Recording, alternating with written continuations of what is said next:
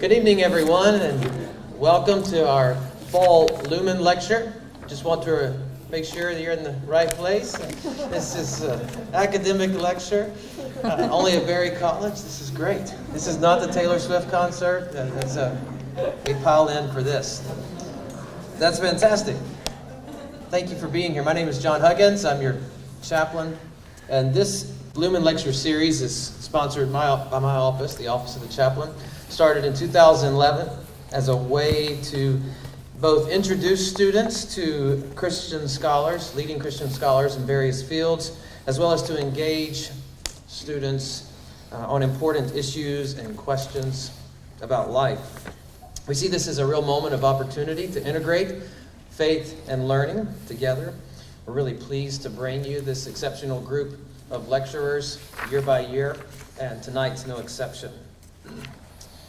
You noticed when you came in tonight, unless you got seats added in the back, that the chairs had a survey in them. We'd be grateful if you'd be willing to fill that out and give us some feedback tonight. And then just leave them seated in your seats when you leave. We'll collect them later. Or you can give them to someone wearing a blue polo.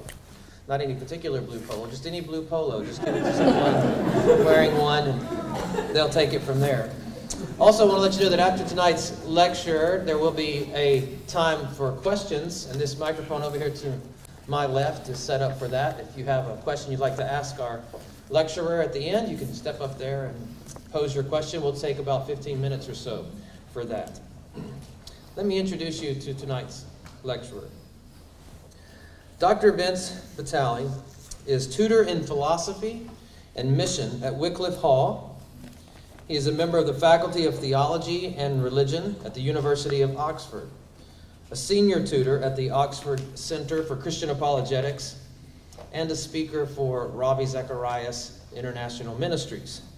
Now, I hate to disappoint you, maybe you came for this, but our speaker teaches at Oxford, but he's American.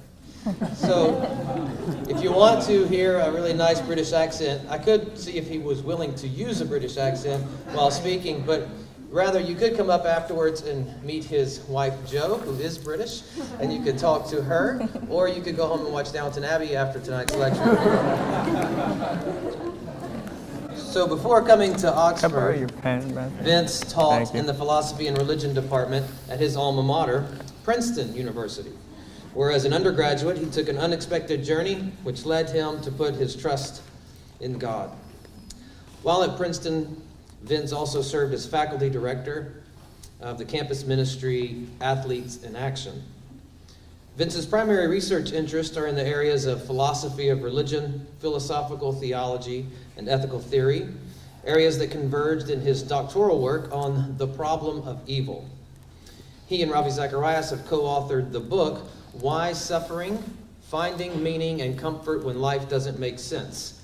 We actually have those books available back over here to my left that you can purchase this evening if you would like, and you might even get a chance to get it signed. Currently, Vince's research focuses on theodicy. If you're a theology student in here, you should know what that word means, right? But if not, you will all know it before tonight's over. Also, ontological arguments, theories of atonement, and a number of issues in ethics and value theory. Among them, the metaphysics of harm and benefit and the non-identity problem. For his work on Kierkegaard, InterVarsity Press and Tyndale House awarded him the title of IVP Young Philosopher of Religion of the Year, 2013. Vince also has an interest in the intersection of faith and sport. He played varsity soccer at Princeton and was a double blue at Oxford, competing for the university in football and boxing.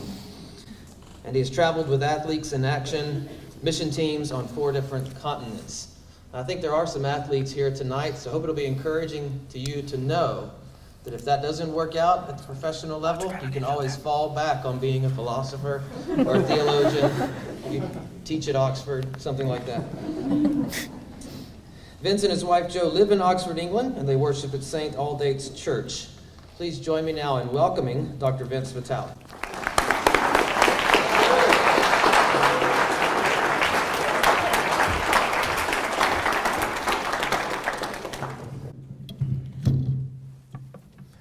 Great. Thank you so much, John. Great to get such a good crowd for such a mediocre speaker. And I won't be speaking in a British accent. I won't be singing any Taylor Swift either, thankfully. I just want to begin as we begin to look at this topic by just recognizing that it's an intensely personal topic, although it's also a very academic one. And one of the first significant conversations I had about this question of suffering and God about 14 years ago, it was with my Aunt Regina, and she talked to me about some really serious suffering that was going on in her life, and I responded by starting to tell her some of my abstract philosophical arguments about why God might allow certain types of suffering in the world. She listened to me very patiently, and then she turned to me and she said, "But Vince, that doesn't speak to me as a mother."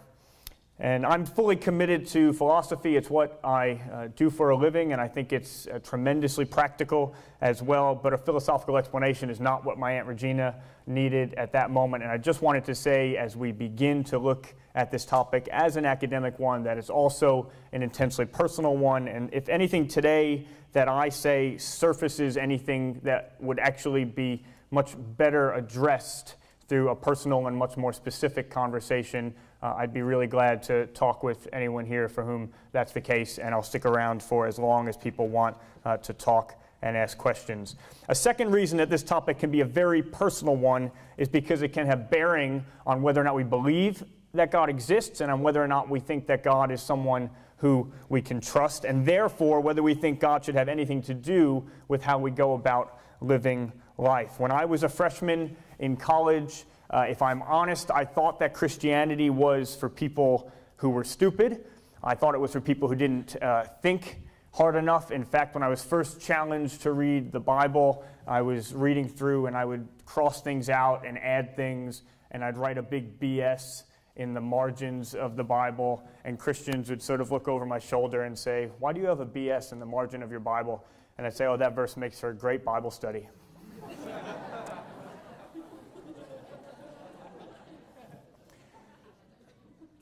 I've come now to think that I was very wrong to assume that Christianity was anti-intellectual. And in fact, my Christian faith first developed in the context of many other things, in the context of, in addition to many other things, studying philosophy and philosophy of religion, and in particular arguments for and against the existence of God. But that doesn't mean that I don't think there are intellectual challenges to belief in God. I think there are very serious ones, and I think that perhaps this is the most serious of them. Not long ago, I read of a man who, on Christmas, he dressed up like Santa Claus, and he rang the doorbell of his daughter, and when his daughter opened the door, he shot her with a gun. And there are just no words to describe how sickening something like that is.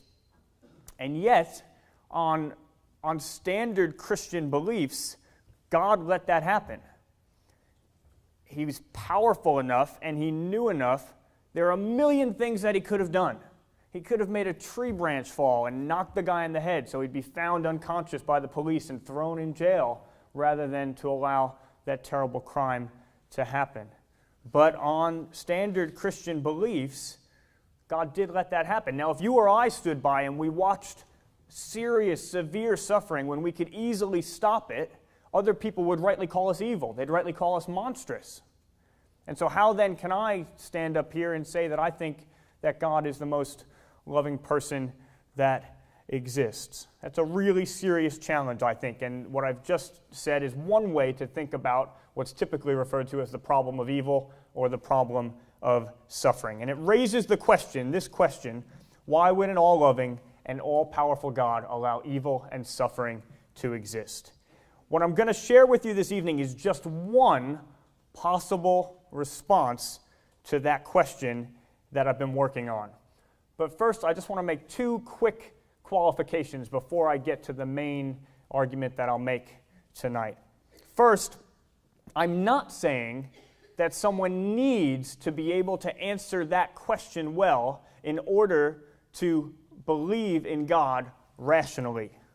When I take my dog Buster to the vet, he doesn't understand why I need to allow him to suffer the pain of a needle so he doesn't get a terrible disease. And when I sit Buster down on the couch and I try to explain to him that this is important so you don't get a terrible disease, I don't get very far. And that's not because of some lack of ability on my part. That's not because I'm not a good enough communicator. There are certain reasons that I have in life that Buster simply can't understand.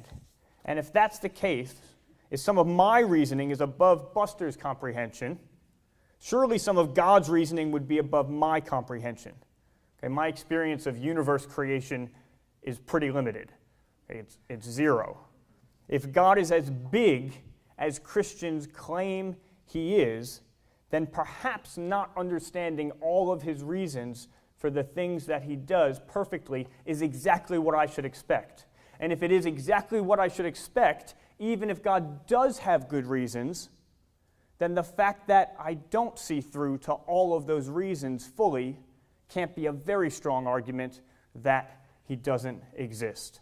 So that's my first qualification. I'm not saying that someone needs to be able to answer this question in order to be rational in their belief in God. You might think it's unsurprising if we don't have a perfect answer to that question, given how big God is and how small we are in comparison, in the same way that Buster or a young child is not going to always understand the reasons of the ones who are caring for him.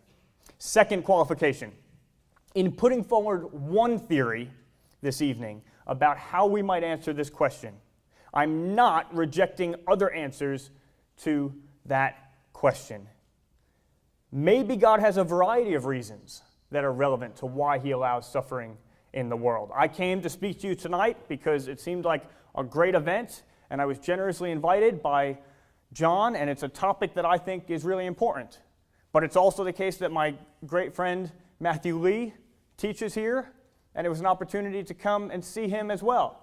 The fact that both of those reasons were relevant to me having a motivation to come here doesn't make one or the other of them not relevant. In fact, it makes my reason stronger overall.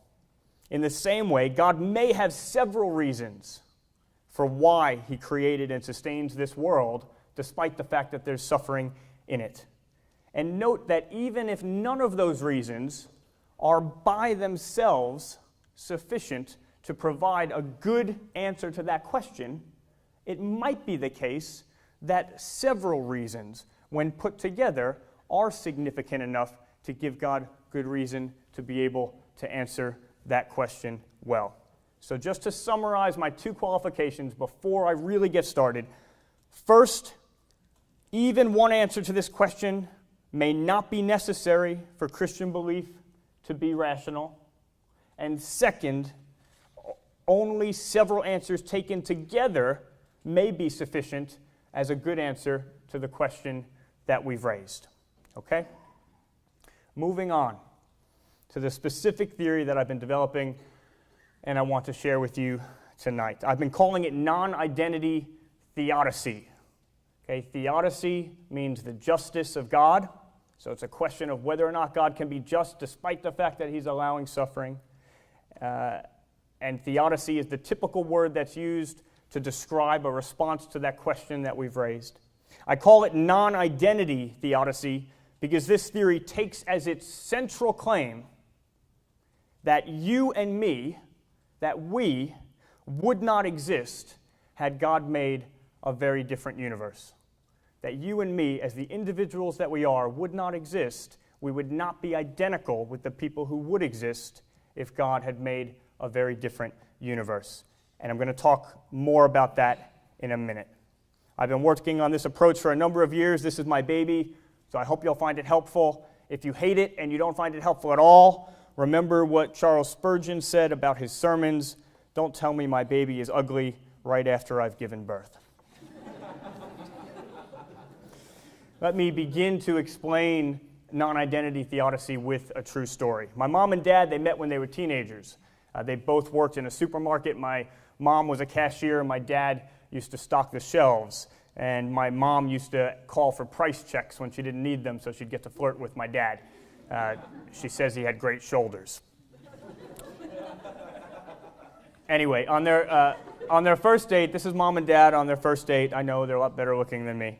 And on their first date, they went to a black tie event in New York City on New Year's Eve, and they fell in love. On their second date, they were standing on the Brooklyn Bridge. They were overlooking the picturesque New York City skyline, and my dad noticed a ring on my mom's finger. So he asked about it, and she said, "Oh, that's just some ring that one of my old boyfriends gave to me. I just wear it because I think it looks nice." My dad said, "Oh yeah, it is nice. Let me see it." So she took off the ring, and she handed it to my dad. And I love how you start laughing already because you know what's coming. And when I tell this story in England, no one has any idea what's coming. Because everyone's so polite. There's this, what my dad did, no one in England would ever do. But so my mom hands the ring to my dad, and my dad looks at it, and then he hurls it off the bridge, and he watches it sink to the bottom of the East River. "You're with me now," he said. "You won't be needing that anymore." And my mom loved it. I think that was like the clinching moment for them. Now, it was a pretty risky move that my dad made, throwing my mom's ring off of the Brooklyn Bridge. She loved it, but what if she hadn't? What if she had concluded my dad was nuts and she ran back with the old boyfriend instead? What would that have meant for me?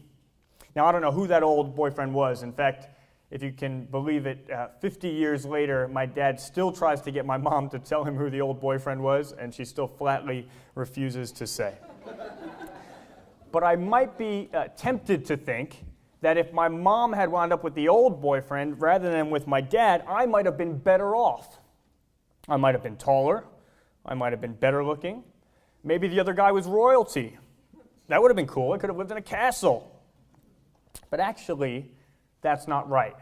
There's a problem with wishing that my mom had wound up with the other guy rather than with my dad. And the problem is this: I never would have existed. Maybe some other child would have existed, and maybe he would have been taller and better looking and lived in a castle. But part of what makes me who I am, the individual that I am, is my beginning, the parents that I have, the sperm and egg that I came from, the combination of genes that's specifically true of me. By wishing that history had been different, such that my mom wound up with the other guy, I unwittingly wish myself right out of existence. And I think a similar confusion is sometimes at work when we think about the problem of suffering. We picture ourselves in this world with all of its suffering, then we picture ourselves and those we love in a different world with far less suffering, and then we wonder to ourselves, surely God should have created me and those that I love in the very different world, in the world with far less suffering. And that's a reasonable thought. But I think that it's a thought that relies on a philosophical mistake. It relies on the assumption that it would still be you and me and the people that we love who would exist in that very different world. And that's highly controversial. If something as trivial as my dad throwing a ring into the East River can affect who comes to exist, imagine how radically the history of procreation would have been altered if we lived in a world that did not include even the possibility of suffering. Or if the natural processes of our world were so different that they were much less dangerous. Or imagine if human psychology was altered so that we were incapable of feeling deep sorrow or grief or despair. What would be the results? And what I want to suggest is that one likely result is that none of us would exist. If you change history in even minor ways, let alone the major ways that I've mentioned, I never come to exist because my parents never meet, let alone conceive at just the right time. If God's policy of evil and suffering allowance had been even slightly different, none of us ever would have existed. And I think that at least complicates the question of who God might have wronged by allowing this world with its possibilities for suffering to exist. He doesn't wrong the people who never come to exist, because you can't wrong a non-existent being. And it's not so clear that he has wronged those who do exist and suffer, if it's the case that they would not have existed otherwise, and that God makes sure that each one of them is offered an eternal life that will be a tremendous good to them overall. The philosopher Robert Adams, he began to develop some of these ideas in 2 articles that he wrote in the 1970s. Here's what he says. He says, "I do not think it would have been possible for me to exist in a world that differed much from the actual world in the evils occurring in the parts of history that contain my roots. My identity is established by my beginning. It has been suggested that no one who was not produced from the same individual egg and sperm cells as I would could have been me. If so, the identity of those gametes presumably depends in turn on their beginnings, and on the identity of my parents, which depends on the identity of the gametes from which they came, and so on. It seems to me implausible to suppose that the required identities could have been maintained through generations in which the historical context differed radically from the actual world by the omission of many or important evils." And so non-identity theodicy, it raises a question. It raises this question. Could God have wronged us by creating a world in which we came to exist and are offered eternal life, rather than creating a different world in which we never would have lived? The philosopher Leibniz also glanced in the direction of this question, and he seems to imply that the answer to that previous question is no. There's a passage in his Confessions of a Philosopher in which he considers whether we should be indignant that after Adam and Eve fell, God didn't replace them with better creatures who wouldn't have fallen and therefore wouldn't have transmitted sin and its consequent suffering to future generations, including us. And this is what Leibniz says in response. He says, if God had done that, sin having been taken away, an entirely different series of things, entirely different combinations of circumstances, persons and marriages, and entirely different persons would have been produced. And consequently, sin having been taken away or extinguished, they themselves, those who are indignant, would not have existed. They therefore have no reason to be indignant that Adam and Eve sinned, and much less that God permitted sin to occur, since they must rather credit their own existence to God's tolerance of those very sins. Sometimes we very understandably wish that the world had been very different. But I think that sometimes in doing so, we don't fully understand what it is that we're wishing for. One of the things that we may be wishing for without realizing it is for us and our families and those we love most to never have existed. And maybe that is not a consequence that God approves of or likes. Maybe one of the things that God values about this world is the people that it brings into existence. Maybe part of God's choice of which world to create and sustain is a choice of people, a choice for you and the person sitting next to you and every person that you see walking down the street. Now, sometimes when I share that idea with people, they often respond by saying, why us? Why would God choose to create us if he could have chosen to create more impressive beings that would have been less prone to suffering? And actually, that's a biblical thought. It resonates with the words of Psalm 8. What is mankind that you are mindful of them? Human beings that you care for them. But one of the core attributes of God, in the Christian tradition at least, is that he's a God of grace. And grace is unmerited love. Robert Adams, the philosopher, he puts it this way. He says, grace is a disposition to love which is not dependent on the merit of the person loved. A gracious person sees what is valuable in the person he loves and does not worry about whether it is more or less valuable than what could be found in someone else that he might have loved.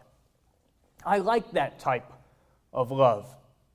It's the sort of love that means you don't always have to be looking over your shoulder or looking around the corner wondering if somebody more worthy of someone's love than you is going to come along and push you out. It's a love that's secure. And so therefore it's a love that you don't need to compete for, and instead you can just enjoy it. What if God loves us like that? What if God found himself with a love for us for our own sakes and wasn't concerned about whether there are better or more impressive creatures or beings that he could have created?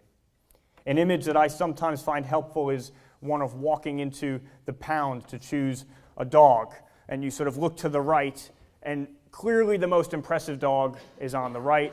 It's the most intelligent, it's the healthiest, it's the strongest, it's the smartest, it's the best looking. And then you look to the left, and there's this quite mediocre dog. But you just find yourself attracted to this dog which objectively is not as impressive as the dog on the right.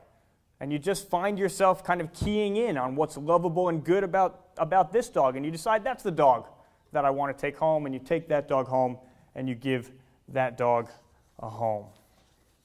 Is that not something which would be a loving thing to do? I don't think there's anything not loving or not rational about that choice. And it seems to me that that could be an act motivated by love in a similar way that God's creation of us, rather than the more impressive beings on the right, could be an act of love. That God could have aimed in creating for you and me and the whole community of human persons throughout time. Not because we're better or smarter or funnier or better looking than the other creatures that he could have created, but simply out of grace. Simply because despite all of our imperfections, he found us lovable. And he desired to give us life, and he desired to invite us into eternal life with him. In the alternative world that we think we wish God had made, we never would have existed. And maybe we are among the things that God was aiming for. But this idea raises a potential problem for non-identity theodicy. I'll put it in the form of a question. What sort of control of history would God need to have in order to aim to bring into existence specific individuals like you and me and the people we see walking down the street? Now, given the hypersensitivity, the butterfly effects that so many things have of procreation history, which we've already discussed, how easy it is to change who comes to exist in the future, it seems that God would have to have a very high level of control in order to aim for specific people. He would have to be able to ensure that my specific parents would meet and would produce the specific sperm and egg cells that they produced, and would stop there before I gross myself out. There are three main ways in philosophy to think about the sort of control that God exercises over the universe. Three main ways. I'm just going to talk you through each of them very briefly and say which ones work with non-identity theodicy and which ones cause trouble for it. First, determinism. Okay, this is the idea that God is a sufficient cause of everything that happens. He doesn't need to depend on anything else or on what we freely decide in order to get the results that he's aiming for. He can determine exactly how things are going to play out right from the beginning. Now, many Christians and other theists are not attracted to that view, though some are, and historically there have been significant thinkers and theologians who have been. Luther, Calvin, probably Augustine in his later years. Some people think Aquinas, some don't. Some people interpret Schleiermacher. So you have significant thinkers who have held that view. It's something that we should take seriously. Second, there's Molinism. And now on determinism, there's no problem. God can aim specifically to cause every single event so he can get your parents in exactly the right place at the right time. All of us come to exist. Then there's Molinism. God could have Molinist control over the universe. Molinism is the view that we do act freely. We have free will, but God knows in advance how we will freely act in any circumstance that He can put us in. So it is really us who make the free choices. God doesn't make them for us, but He knows exactly how we would freely choose in any scenario that He could put us in. And therefore, He can perfectly arrange the circumstances and the free people so that He can get exactly the result that He desires. So on this view as well, God can aim for specific people, as I was suggesting, by arranging the circumstances and the free people. So He puts the people in the circumstances in which He knows they will act freely in the way they need to in order for the events to occur, for your parents to meet, and for you to come to exist. So if you're a determinist or a Molinist about free will, then you're okay, and the non-identity theodicy, as I've outlined it, can go ahead just as I've said. But if you're a non-Molinist libertarian, and I suspect there's very few people in the room who would identify themselves as that, because that probably sounds like it makes no sense whatsoever. But if you're a non-Molinist libertarian, this is also sometimes known as open theism. And here's this view. This is the view that we do act freely, we have free will, but God doesn't create with a perfect knowledge of how we will freely act in the circumstances that He's going to put us in. Okay, then things get a bit more complicated for the approach to theodicy that I'm outlining. Then it's not clear that God will have a high enough level of control to aim for specific individuals like you and me on this view. Because on this view, God is more like us. He doesn't know what's coming, and so He has to take risks and then wait to see how it all plays out. On this view, our free actions will be constantly affecting how procreation history unfolds in ways that are unpredictable, even to God. So on that way of seeing things, what I've said to you already won't work, because God doesn't have the control that He would need to aim for the specific people that He desires to love. But I think there's a second version of non-identity theodicy that will work even on this third view, the open theist or the non-Molinist libertarian view about free will. Even if on those assumptions, the assumption that we have free will and God doesn't know in advance how it's going to play out, so He has to take risks, He's not in full control, and He has to take risks and wait to see how it unfolds the way that we do. Even on that view, even if God cannot aim on that view for specific individuals, for you and for me, right from the start, perhaps He can nonetheless aim for specific being types, and out of a desire to love individuals of that type. In many ways, had God's policy of evil allowance and of what He allows in terms of suffering in the world been significantly different, we would not be the same type of being in significant respects. Let me talk about that just briefly. To pick three significant aspects of who we are, let's think about ourselves very briefly, psychologically, biologically, and narratively. Okay, it strains the imagination to think of what human psychology would be like if we lived in a world without any serious suffering. Part of what it is to be us is to be the fragile beings that we are, vulnerable to violation, vulnerable to destruction. So much of our meaning-making systems, what we value, desire, participate in, invest in, care about, depends on our living in an environment prone to much evil. Resultantly, so much of our psyche, so much of our thoughts are dominated by denying, worrying about, preventing, responding to, and dealing with actual suffering in our lives that I think any beings born into and developing in a world with much less evil and suffering than our world would be radically psychologically different from the type of being that we are.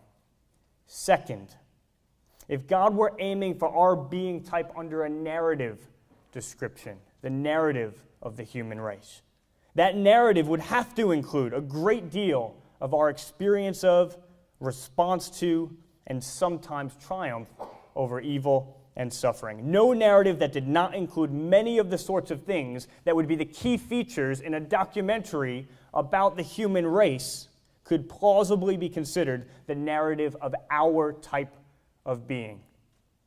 And then third, biologically, how would a significant shift in God's policy of suffering allowance affect the type of being we are biologically? Well, either God would need to miraculously change our biology such that we weren't prone to the suffering that we're currently prone to, or God would have to change the biological processes out of which fragile beings like us have emerged. Either way, there would be a sense in which biologically as well, a different policy from God in terms of how he deals with suffering would lead to beings who would not be our type of being biologically. So my conclusion is that if God created out of a holistic love for beings of our type, beings that were roughly psychologically like us, had roughly the narrative of our history, who were roughly biologically like us, then we should expect his creation to have something like the allowance of the possibilities for suffering that we find in the actual world. And aiming in creation for a being type, even if not for specific individuals, can still be a loving and a virtuous motivation for creating. Because God finds value in the being type and desires to love individuals of that type, whichever ones happen to come to exist. In fact, this is very analogous to human procreation. When your parents decided to have you, they didn't know they were going to get you. They didn't know they were going to get specifically you.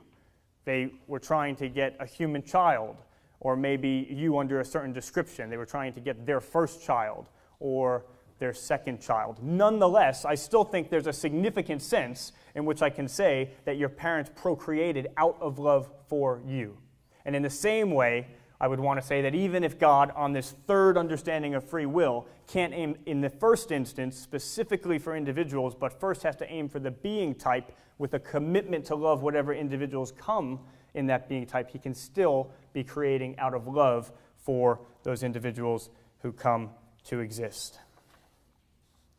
Okay, let me summarize what I've said so far. Non-identity theodicy. It claims that God can still be considered to be loving and to be good despite the presence of suffering in the world, so long as three conditions are met. And here are the three conditions. First, those who come to exist, you and me and everyone else, could not have come to exist without God's policy of evil and suffering allowance. Second, God offers everyone a great life overall, and that can include the afterlife. So I take that offer to be a significant component of the Christian understanding of who God is. Third, God is motivated in creating and sustaining the universe by a desire to love those who come to exist, either by aiming for specific individuals on the first two understandings of free will, or for aiming for a being type with a commitment to love whichever individuals come on the third type. This non-identity theodicy approach to the challenge of suffering, it suggests a really strong analogy between human procreation on the one hand, and then divine creation on the other hand. I've mentioned that already, and I just want to open that up in a bit more detail. In voluntary human procreation, having a child, people risk a lot of suffering. Even the most fortunate of human lives includes serious suffering. And actually, even more than that, it includes the knowledge you know that one day anyone who you bring into existence is going to suffer death. That's a really sobering thought, and we tend not to focus on those negative potentials and consequences of having a child, and instead on the positive and hopeful aspects of having a child, and rightfully so. But it's still the case that any human parents who decide voluntarily to have a child are doing something that they know full well will result in serious suffering and ultimately in death. Now, usually, it's really difficult to justify or to say it's morally okay or morally permissible to do something that you know full well will result in another person suffering seriously and ultimately dying. So why then do we think that having a child is morally okay?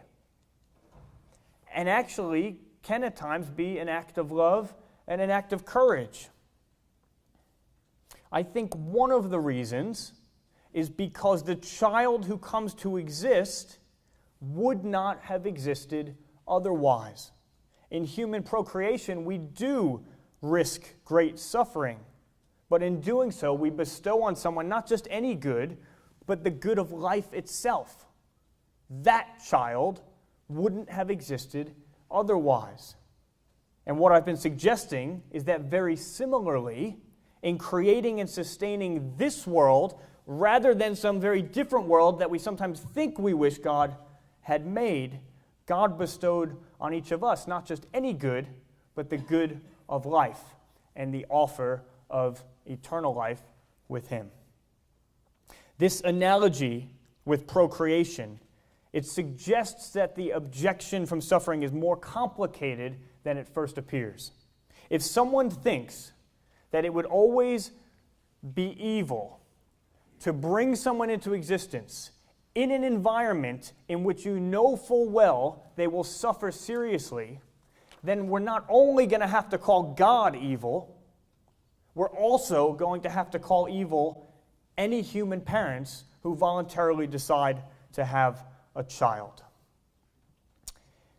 And in fact, if we look back at the three conditions that non-identity theodicy proposes for permissibly bringing someone into existence in an environment in which they will suffer, God fares significantly better than human parents. The first condition, those who come to exist could not have come to exist otherwise. Well, that's true both of God and of human parents. If God had made a very different world, different people would have come to exist because you have a different history, which leads to different acts of procreation. If my parents decided not to have a child when they had me, any child they had much later or with someone else, it wouldn't have been me, it would have been someone else. So that's the same. Both human parents and God meet that condition. But what about condition 2? God offers everyone a great life overall.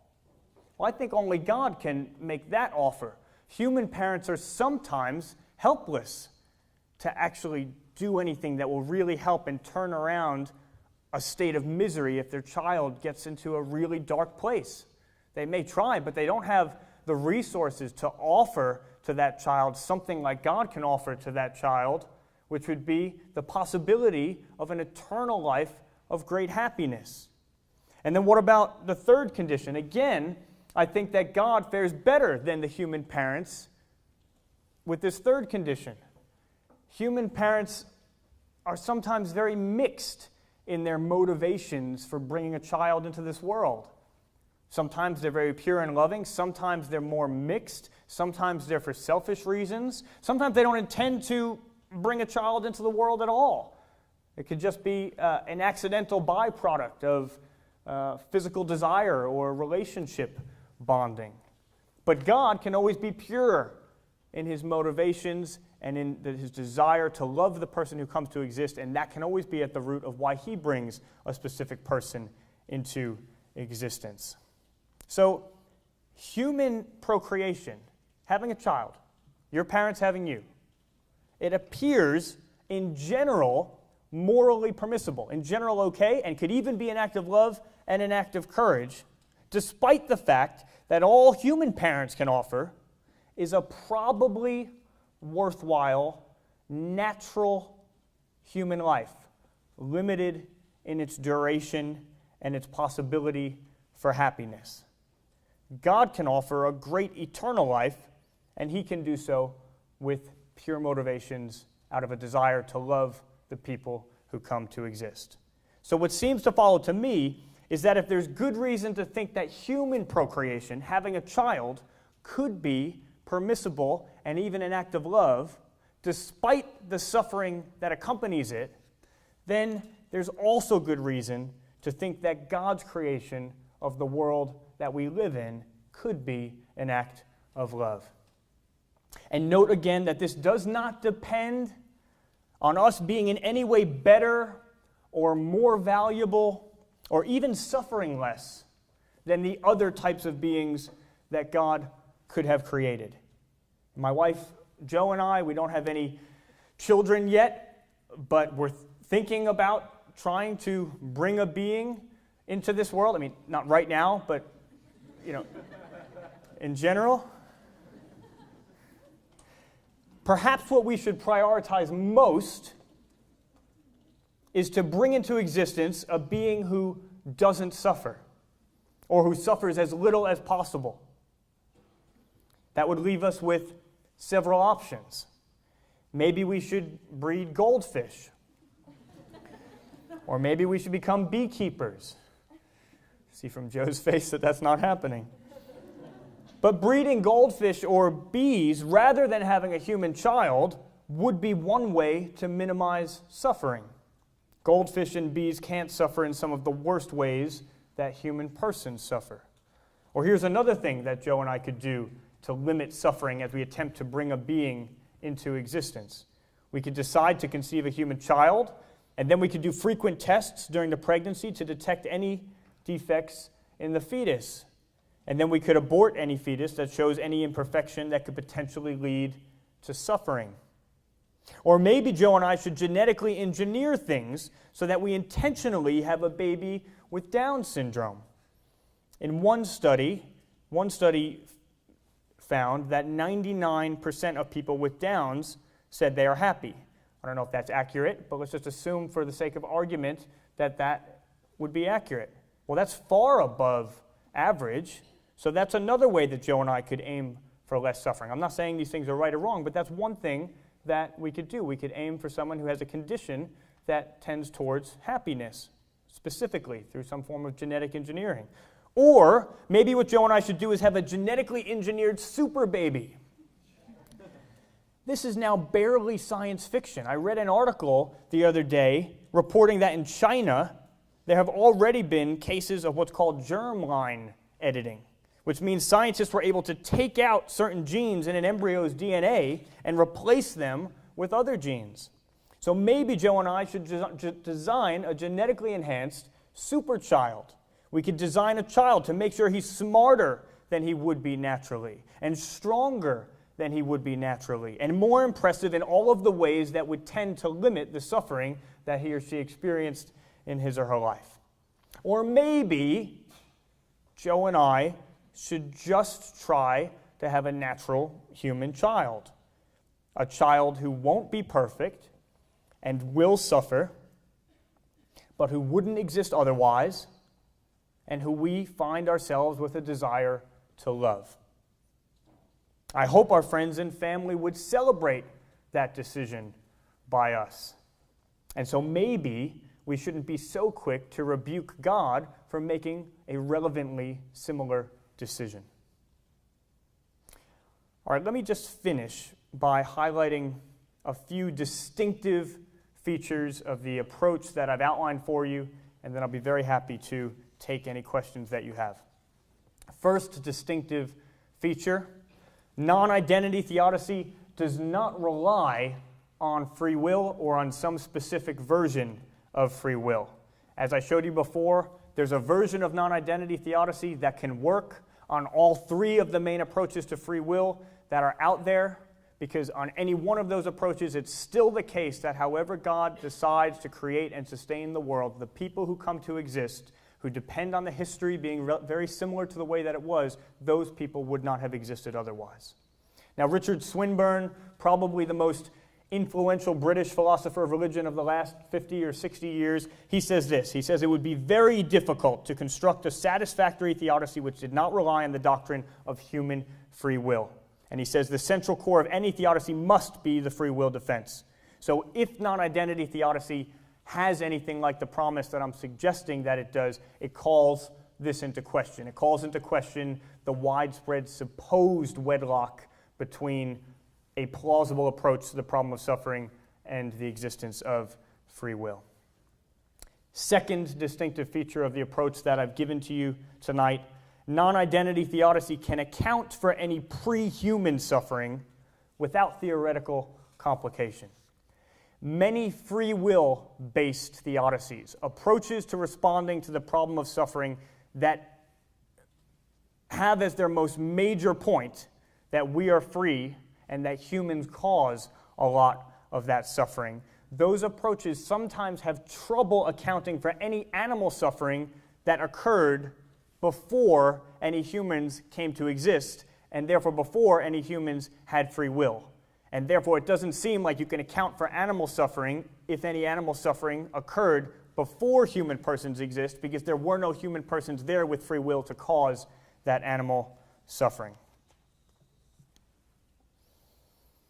Any suffering occurring before the existence of human persons, however, on non-identity theodicy, will still affect the history. It'll still affect the causal history. It'll still affect how objects interact with each other and the lines that they take and the sort of butterfly effects that they have, and therefore the sperms and eggs that come into existence and the people who come into existence and who the parents would be and what children they would have.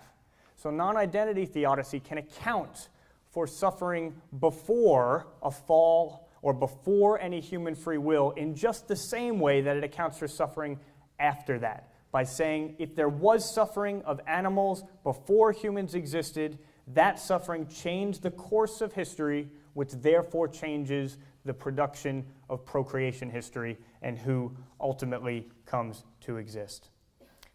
Third and final distinctive feature of this approach. Non-identity theodicy seeks to treat people as ends in and of themselves and not merely as means to more general goods. The divine aim proposed by non-identity theodicy is individual human persons, you and me and the people we love and the entire community of human persons throughout time. When someone asks why God would allow suffering, according to non-identity theodicy, it's not for some more general good, like the best possible world, or the best possible proportion of moral good over moral evil, or the development of certain very meaningful virtues. God's primary concern is not for abstract or general goods, but for particular persons. And I find this personally significant. When I had that conversation that I began with my Aunt Regina, and she told me about suffering in her personal life, and I responded in the most unhelpful way by babbling on about my philosophy.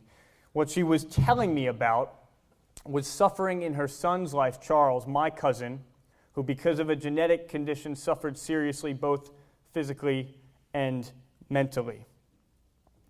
Now, some people would say God should have created a better world.